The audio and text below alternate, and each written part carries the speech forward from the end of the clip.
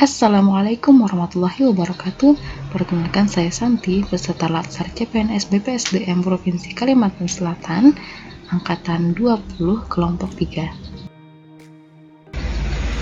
Dalam video kali ini, saya akan menjelaskan Learning Journal Podcast Mind Mapping materi akuntabilitas. Nah, teman-teman, ini adalah mind mapping tentang akuntabilitas yang sudah saya buat. Untuk lebih mengetahui tentang materi ini, yuk kita simak bersama-sama video berikut ini. Akuntabilitas. Akuntabilitas dibagi menjadi 4 pembahasan, yaitu konsep akuntabilitas, mekanisme akuntabilitas, akuntabilitas dalam konteks, dan menjadi PNS yang akuntabel.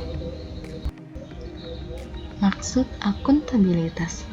Akuntabilitas merujuk pada kewajiban setiap individu, kelompok, atau institusi untuk memenuhi tanggung jawab yang menjadi amanahnya. Aspek-aspek akuntabilitas. 1. Akuntabilitas adalah sebuah hubungan. 2. Akuntabilitas berorientasi pada hasil. 3. Akuntabilitas membutuhkan adanya laporan. 4. Akuntabilitas memerlukan konsekuensi. Dan yang terakhir, akuntabilitas memperbaiki kinerja. Pentingnya akuntabilitas. Akuntabilitas dianggap penting karena merupakan prinsip dasar bagi organisasi yang berlaku pada setiap level atau unit organisasi sebagai suatu kewajiban jabatan dalam memberikan pertanggungjawaban laporan kegiatan kepada atasannya. Tingkatan dalam akuntabilitas yang pertama, akuntabilitas personal, kedua, akuntabilitas individu, 3, akuntabilitas kelompok, 4, akuntabilitas organisasi, dan 5, akuntabilitas stakeholder.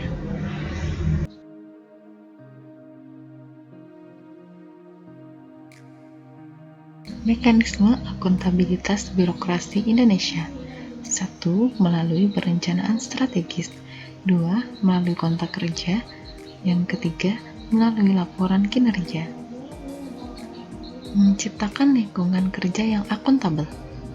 Menciptakan lingkungan kerja yang akuntabel dapat dilakukan dengan berbagai cara, seperti kepemimpinan, transparansi, integritas, tanggung jawab, keadilan, kepercayaan, keseimbangan, kejelasan, dan konsistensi. Langkah menciptakan framework yang akuntabel. Pertama, tentukan tujuan dan tanggung jawab.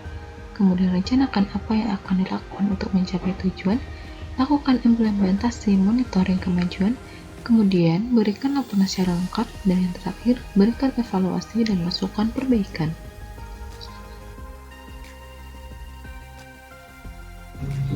Selanjutnya, akuntabilitas dalam konteks. Ada 5 poin dalam pembahasan akuntabilitas dalam konteks, yaitu transparansi dan akses informasi, praktik kecurangan korup, penggunaan sumber daya milik negara, penyimpanan dan penggunaan data informasi dan pemerintah, serta konflik kepentingan. Transparansi dan akses informasi. Semua warga Indonesia berhak mendapatkan informasi publik. Informasi dapat diakses dengan cara yang mudah, murah, dan cepat. Informasi harus bersifat utuh dan benar, serta bersifat proaktif. Praktek kecurangan dan korup. Ada 3 cabang utama dari fraud free, yaitu 1. Kecurangan tindak pidana korupsi. 2. Kecurangan penggelapan aset. 3. Kecurangan dalam laporan keuangan. Semua hal ini harus mendapatkan sanksi agar pelakunya dapat jerah. 3. Penggunaan sumber daya milik negara. Sumber daya milik negara atau fasilitas publik dilarang untuk digunakan untuk keperluan pribadi.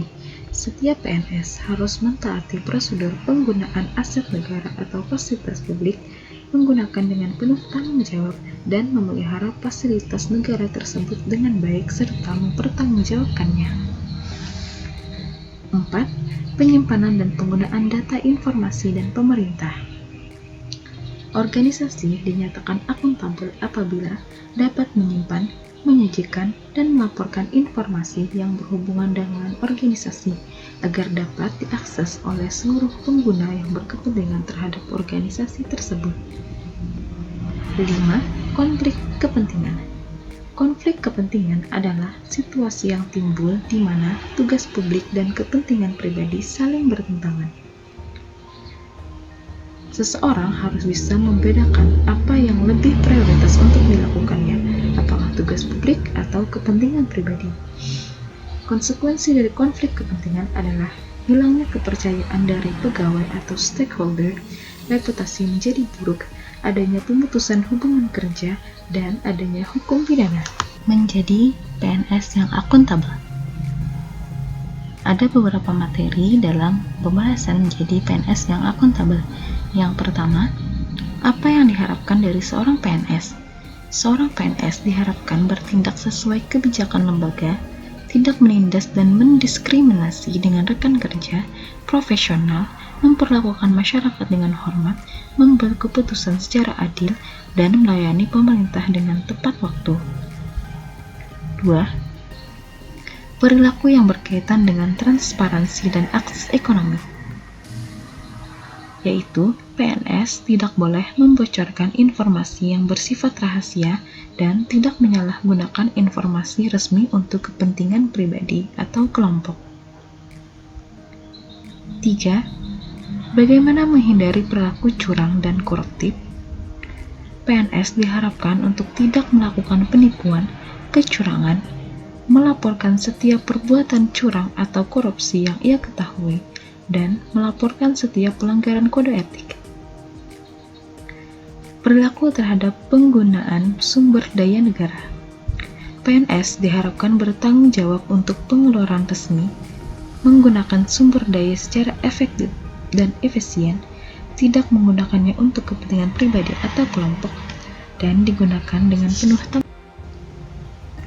Perilaku berkaitan dengan penyimpanan dan penggunaan data serta informasi pemerintah. PNS diharapkan dapat bertindak dan mengambil keputusan secara transparan, menjamin informasi rahasia, memberikan informasi yang benar terhadap publik atau masyarakat, dan tidak menyalahgunakan informasi resmi atau informasi rahasia. Perilaku berkaitan dengan konflik kepentingan.